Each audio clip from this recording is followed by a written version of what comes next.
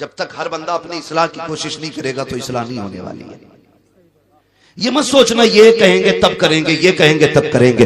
तू क्यों भूल जाता है, तू भी तो मदीने वाले का गुलाम है, तेरा भी तो उनसे वही रिश्ता है जो इनका रिश्ता है, तू भी तो उन्हीं का सदका खाता है। खुदा की कसम सिर्फ मैं ही नहीं, पूरी कायनात की हकीकत ये है, तेरे टुकड़ों पे पले गैर की ठोकर पे न डाल, चिड़कियां खाए कहां छोड़ के सदका तेरा। सरकारे आला हज़रत फरमाते हैं इतना इल्म है कि अपनी नमाज दुरुस्त पढ़ लेता हूं।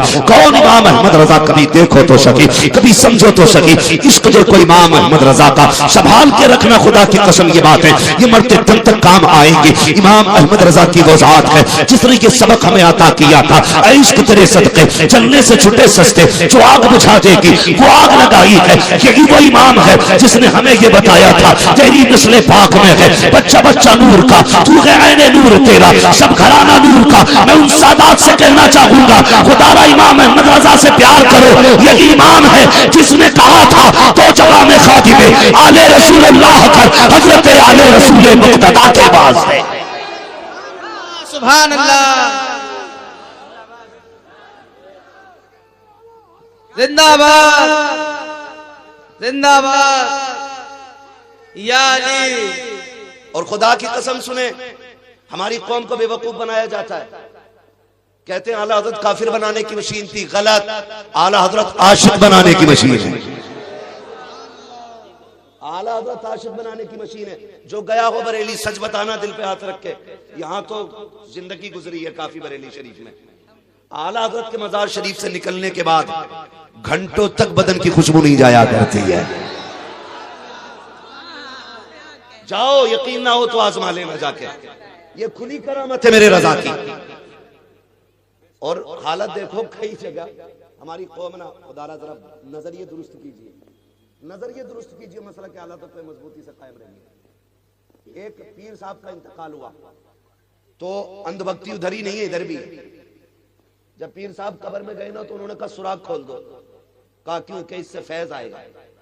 3 दिन के बाद ऐसी बदबू निकली, मोहल्ले वाले घर छोड़ के बाहर, ऐसी बदबू।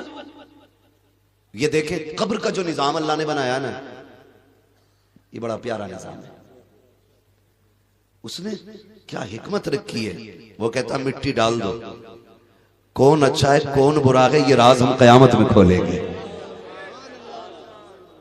कौन अच्छा है कौन बुरा है ये राज हम कयामत में खोलेंगे। उसने इतना प्यारा निजाम बनाया और लोग सुराख खोल देते, फिर रुका भी नहीं जाता। हर एक के बदन से खुशबू नहीं आती है। लोगों ने बराबरी पे जनाजे रखे था जो शरिया के विसाल के बाद, और लेकिन एसी लगाई थी उसमें, फिर हमने एयर कंडीशन में, फिर भी ऐसा हो गया मुंह। मगर तारीख गवाह है, ये सिर्फ अकीदत नहीं हकीकत पे बोल रहा हूं, हकीकत पे बोल रहा हूं। और बरेली बरेली है यार, जो बरेली से ताल्लुक रखते हैं, फख्र करना अपने नसीब पर कि रब ने हमें और आपको बरेलवी बनाया है। सुभान अल्लाह, सुभान अल्लाह। कड़वी सच्चाई बता रहा हूं, जो पूरी जिंदगी ताजुश शरिया के खिलाफ भौंकते रहे, जो कहते थे काजिल को जात नहीं माना जाएगा, जो कहते थे ये नाबीना है, इनके अंदर शराइत पूरे नहीं है। अल्लाह की इज्जत की कसम खा के कहता हूं, मैंने ताजुश शरिया के जनाजे में उन्हें बरेली के अंदर गलियों में ठोकर खाते देखा था, जो पगड़ी संभाल के कहते थे अख्तर रजा कोई जात नहीं है। मैंने उनकी पगड़ियां उछलते देखी हैं, किसी की ठोकर में आते थे, किसी के धक्के खाते थे। मैं पूछना चाहता था, आज पूछूं, कहो शेख साहब, तुम तो कहते थे ये पूरा मौलवी नहीं है, तुम तो कहते थे ये पूरा फकीह नहीं है, आज ठोकरें क्यों खा रहे हो? तो मुझे उनसे जवाब यही मिलता, ये बात अपनी जगह है, हमने जो भी बोला था हसद में बोला था।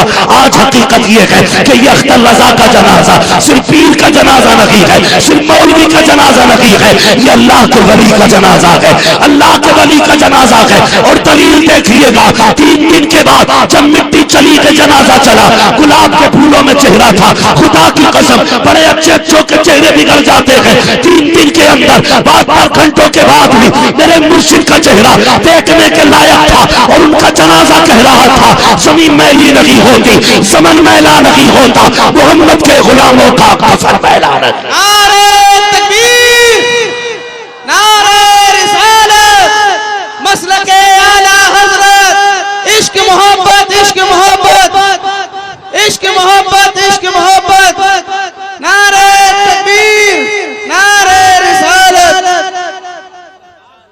लौट के सबको आना वही है, देर आए दुरुस्त आए। अगर ये शाम तक भी लौट आए फिर भी खैरियत, लेकिन आना है, आना। हम तो एक बात कहते हैं, तवज्जो है सारे लोगों की, तवज्जो है नौजवानों, जब तक जिंदा रहना बरेली वाले रहना, बरेली वाले रहना। इसकी एक वजह सुने, बहुत गौर से मेरी बात सुनिए। अल्लाह सलामत रखे आप सारे लोगों को। प्रधान जी अल्लाह आपको जज़ाए खैर दे माशाल्लाह। प्रधान जी की बड़ी मेहनतों के बाद ये प्रोग्राम माशाल्लाह हुआ है। अल्लाह सलामत रखे हमारे भाई को, अल्लाह हुजूर का सदका अता करे, बिलखुसूस बगदाद वाले की खैरात अता करे। जिन जिन लोगों की कोशिश देती है अल्लाह सबको जज़ाए खैर दे। बस तवज्जो है ना सारे लोगों की। मैं अगली बात करूं, बुरी तो नहीं लग रही किसी को, और लगे भी तो क्या फर्क पड़ता है। पाए मोरा लंग नेस्त, मुल्के खुदा तंग नेस्त। हाँ, फर्क कोई नहीं पड़ता है। जो बात सच्ची है कह के जाना है, आना पलट के सबको वहीं पे। याद रखिएगा, मैं तो चैलेंज करता हूं, आला हजरत ने जो अपनी जिंदगी में तसनीफी कारनामा अंजाम दिया है, तो उसको अगर अलग हटा दिया जाए, फिर मैं चैलेंज करता हूं फातहा साबित करें आज के दौर के सारे मौलवी बैठ के, खास करके वो लोग जो आला हज़रत की मुखालफत करते और जिंदगी में उन्होंने आला हज़रत की तसनीफात को ना पढ़ा हो। जाओ तीजा साबित करके दिखाओ, 40वां साबित करके दिखाओ। मर जाओ कि मजार की चादर साबित नहीं कर सकते हो। आज जो तुम्हारे बाप दादा की चादर सलामत है, एहसान बरेली वाले का है। आज जो मजारों पे फूलों की चादरें हैं, यह एहसान बरेली वाले का है। आज जो ये लोगों का आशिकों का हुजूम है, यह एहसान बरेली वाले का है। मैं तो कहता हूं अगर कंजुल ईमान हटा दिया जाए तो कुरान नहीं समझ पाओगे, नहीं समझ पाओगे। हाँ, जिन्होंने कंजुल ईमान से दूरी इख्तियार की आज तक भटक रहे हैं, आज तक भटक रहे हैं। महबूब इसलिए आपको फतह दी, ना फतह ना लका फतह मुबीना, इसलिए फतह दी। क्यों कहते हैं? ताकि आपके अगले पिछले गुनाह बख्श दिए जाएं। और महबूब क्या कहते हैं? रब ने तो महबूब को बेगुनाह बनाया है। और सुन्नियों का अकीदा है अंबिया और फरिश्ते गुनाहों से मासूम होते, इनसे गुनाह हो ही नहीं सकता, हो ही नहीं सकता।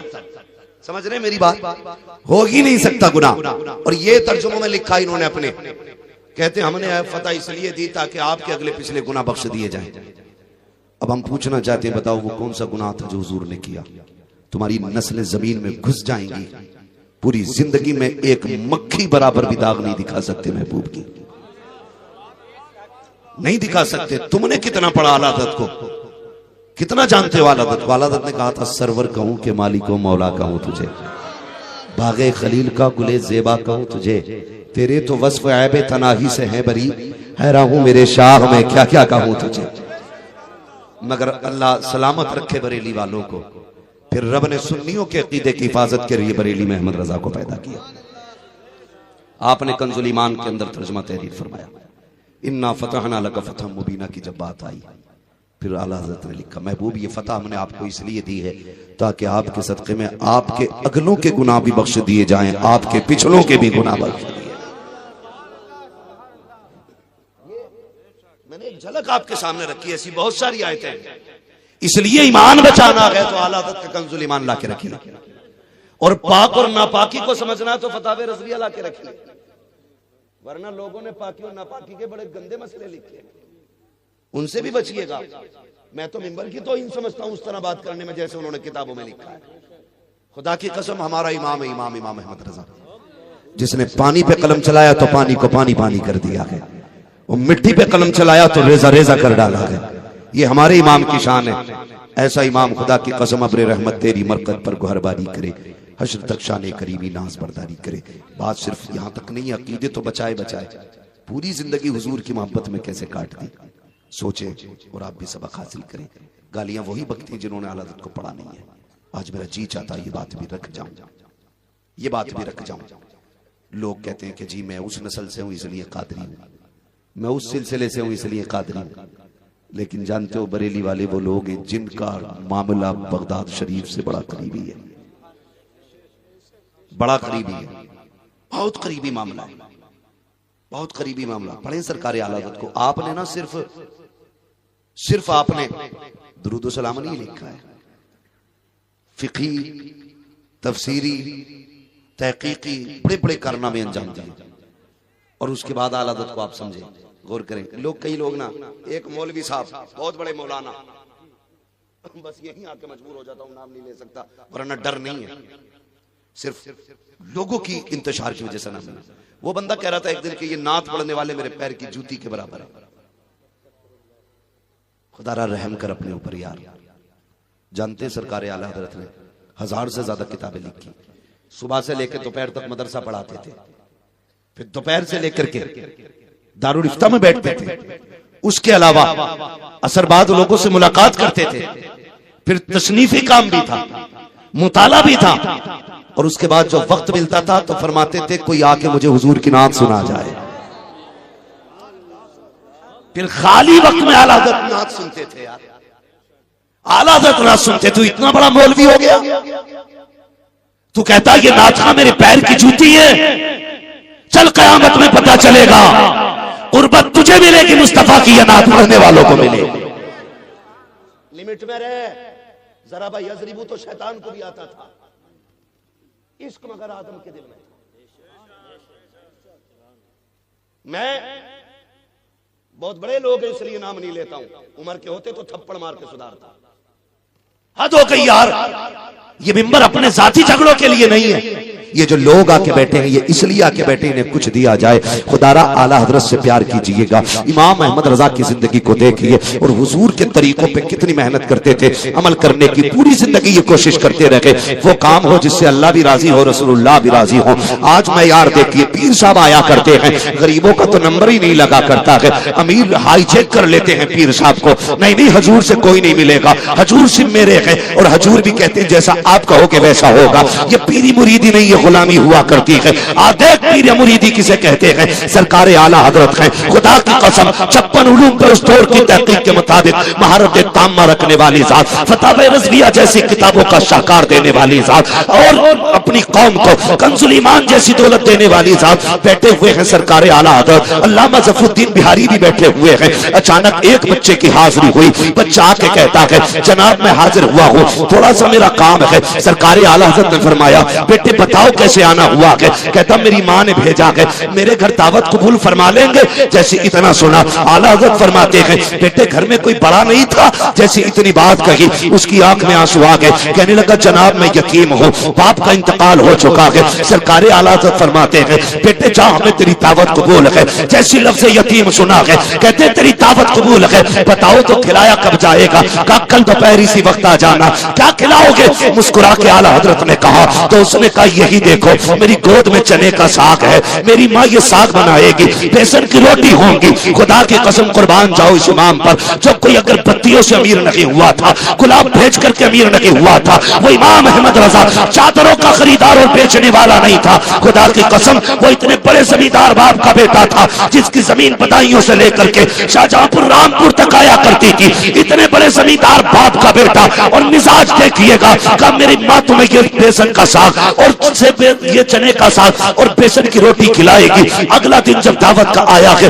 आला हज़रत उठे हैं, अल्लामा ज़फ़रुद्दीन बिहारी को साथ लिया है और लेकर के उसके दरवाजे पर गए। दस्तक होती है, अंदर से आवाज आई कौन आया है? कहा बड़े मौलवी साहब आए हैं, बड़े मौलवी साहब आए हैं। आज कह के तो देखो बड़े मौलवी साहब तकरीर के लिए आ रहे हैं, बड़े मौलवी साहब मिंबर पे आ रहे हैं। उसी वक्त में अगर कम से कम मुनाफिकत का फतवा तो लगना ही लगना है, कुफ्र ना लगा मुनाफिक तो कह ही दिया जाएगा।